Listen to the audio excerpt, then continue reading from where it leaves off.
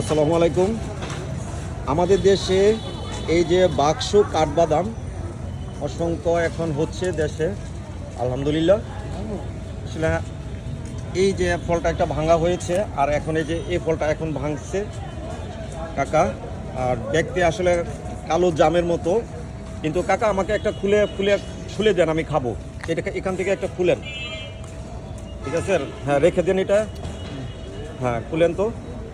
এটা সিলাইতে হয়, ভিতরে সাদা অংশ, সেটা আমরা বাজার থেকে যেরকম বাদাম খাই এরকমই বাদামগুলো, অসংখ্য বাদাম। এই যে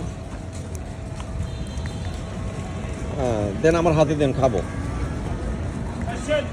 খুবই খুবই মজা, মিষ্ট না, খাইতে খারাপ না, খুবই খুবই মজা। বাদাম শরীরের জন্য অত্যন্ত দরকার।